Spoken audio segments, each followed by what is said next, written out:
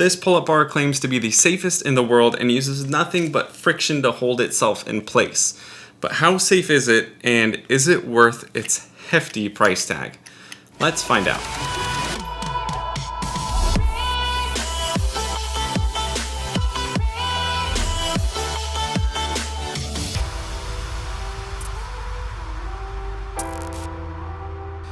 How's it going, everyone? My name is John and I make videos about calisthenics here on YouTube.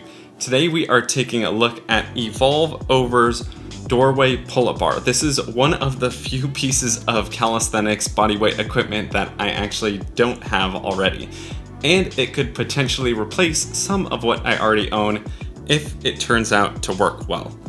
And full transparency, this was sent over from Evolve in exchange for an honest review on the product. I will be 100% transparent on all my thoughts with this product, good or bad, reviewing this as if I had bought it myself, because we're not about selling stuff on this channel. So you might be looking to get your first pull-up bar, or you just need access to one indoors, and that's great. A pull-up bar is arguably the one piece of equipment that you'll need to have access to for almost every bodyweight pulling exercise. Having a pull-up bar is also great for when fires are taking over half of your state and the air quality sucks outside. So let's get this guy unboxed and get into this review.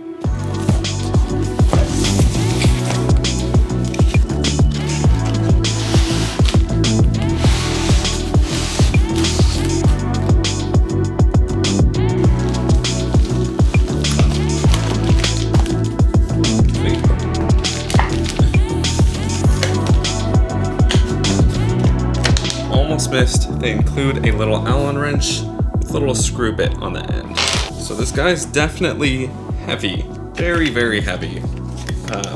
So I mean, it feels pretty sturdy. Looks like all these little bits and bobs here are made out of plastic though.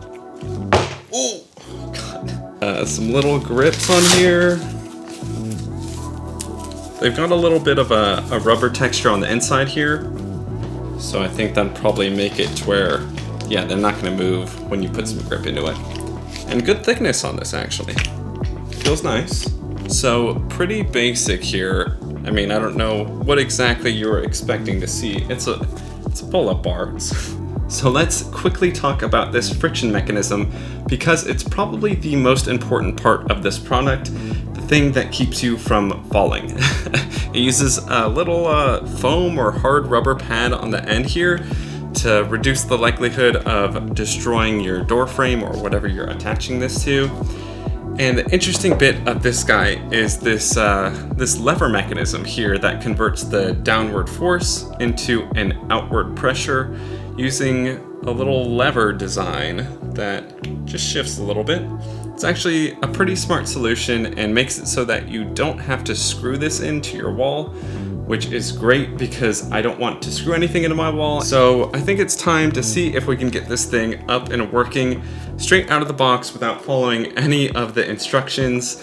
Although they did provide a few links on how to set it up, and they even sent me over a video after I got my confirmation that this was on my way, and there was a QR code on the box. But I like to test things just to see how intuitive they are, so let's bounce over to my door frame. It smells a little weird.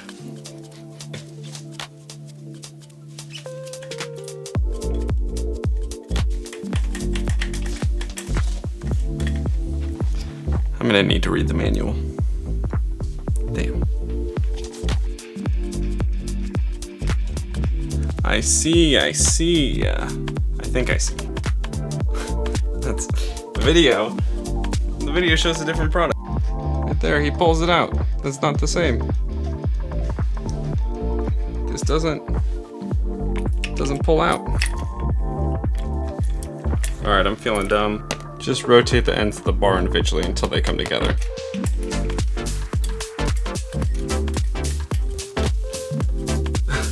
I can hear the frames of my door like creaking. Alright, we figured it out.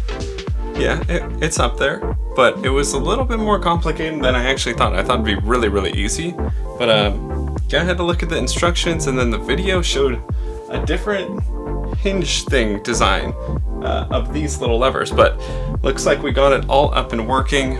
It was probably only hard for this first time me setting it up. I would think it would be pretty easy to move around. Let's go ahead and test to see if I can hang on it. Feels sturdy. All right, I'm gonna hang. Okay, I'm hanging. Here's my feet. Feel like I want it higher up though. And looks like no damage on the wall. We're about right there. You can't really see anything. Yeah, looks good. All right, now that this thing is set up and feeling pretty secure, I think it is time for a little bit of a stress test. I'm gonna start off with some more explosive movements, and then I'm gonna go ahead and add some weight to myself to see if this thing can actually hold up. I'm honestly more concerned about my door frame holding up rather than the pull-up bar actually holding in, but I gotta do it for science. All right, let's first see if this thing can handle an explosive pull-up. I'm gonna see if I can hit my head on the ceiling up here. I definitely felt my hair touch on that. Okay, feels really good. Thankfully, I didn't hear any creaking or anything bad, so all signs are pointing good. Let's go get some weight. We are starting off our weight test. Going all out with the 55 pounder. That'll put this at, I don't know, 225? 225, I think, with my body weight. Oh, I hope my door frame can handle it. Let's see. Yeah, no problem. So this guy's around 20 pounds, maybe a little bit more, maybe a little bit less. So that should put the total weight up to about 245-ish. Yeah, no problem. Sweet. Yeah, definitely feeling pretty confident with this. Other than the little crack in my door frame over here, it's looking like it's pretty good. I mean, that's not on this product, that's on my door frame. All right, so now that we know this thing works well and is safe, I think it's time for me to get a little workout on it, and then I'll go ahead and let you know if I think this is worth it for you to buy.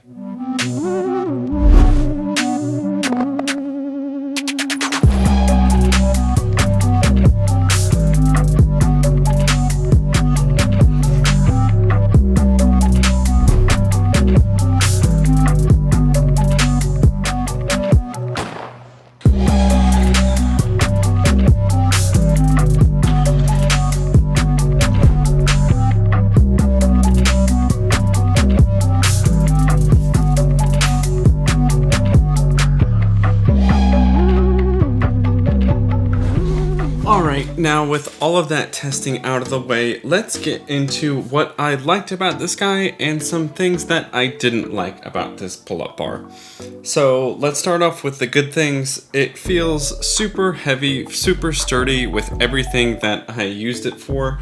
Like I said, it just physically feels heavy, which makes it feel a little bit more sturdy. I trust it a little bit more. It handled every exercise that I threw at it. Explosive pull-ups, weighted stuff. It handled it with, I mean, no concern to me. I even did some back levers on it, which are, if I fall on that, I'm falling right on my face. And I felt pretty confident doing it with this. Another thing to note, with those explosive movements, that's something that you wouldn't be able to do on a traditional doorway pull-up bar, because if you know anything about those, any upward pressure on them, you will knock that pull-up bar right off of the top lip of your door frame, and you will come crashing down. So that's definitely an advantage of having a indoor pull-up bar like this that's friction fit, or even those screw-in ones.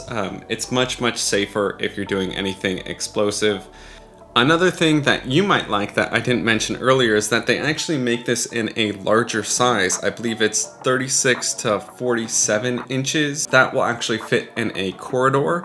You will need to have that against some studs. You don't want it going straight into drywall. But if you have a setup that's in a corridor, or you can't set this up in a door frame for some reason, there is an option for that, which I definitely really like about this. But now let's get into some of the stuff that I didn't like about this guy.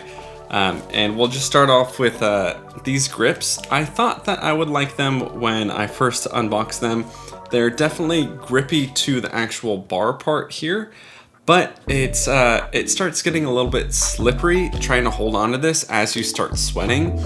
The material is kind of like a wetsuit, if you know what that feels like. So as you start getting a little bit sweaty, it makes it really hard to hold on to these. I'm probably gonna have to use some chalk to keep my grip on this. I tried using the bar just with the bare metal and it felt okay for a little bit, but again, as I started getting sweaty, I started losing my grip again. So I don't love the solution for this. What I really would have loved to see is some knurling into this metal here. That's what I have on my nice pull-up bar outside, and I get really good grip on that. Even when I'm sweaty, it feels really nice. And then there are some smooth patches that they definitely could have done here and maybe just done some knurling in the middle. I think that was a feature that they definitely could have added in, especially for it being at this price point. And I don't think I've mentioned the price point yet. I think that's definitely a big con. It comes in at $110, which is very, very expensive. I know there are cheaper options. I haven't really done too much research into it or tested any other in-doorway pull-up bar. I think my pull-up bar outside was around that $100 mark. I'll put the exact price up right now so you guys can see, but I have a feeling that this might be a little bit more expensive than that one outside, which is definitely a bit of a con in my opinion. And one more thing, I thought this would be a little bit more intuitive to learn and pick up. The instruction video that I saw, I swear, had different hardware than this. They had this little buckle part that slid out, and then you move some stuff, and this guy you just twist. It was a little bit confusing, and for something, again, of this price, it should be really easy. I wouldn't expect anything janky out of it, and it did seem just a little bit janky, especially with the packaging, some of the misspelling and stuff on there. A little bit janky. So should you get this guy or not? I think if you have the money for it and you really like what you see, and you know, money is not the biggest concern for you right now, this is definitely a solid product. There's nothing that I saw that showed that this was not going to do exactly what it said it would. It seemed really solid, but it's definitely expensive. As well, if you have a corridor or need that longer setup, I think that this is definitely a good option. It feels really solid, so I would think that their bigger version would also be pretty solid in a corridor. But I would highly suggest you wait until my next video, because I'm planning on getting a few different indoor pull-up bars to compare against this guy and see if I can find a cheaper option that gives you kind of the same thing, or whether this is actually worth the money. So if I helped you out, make sure to hit that like button. If you want to see the next video, hit that subscribe button. And until next time, good luck on your training. Peace.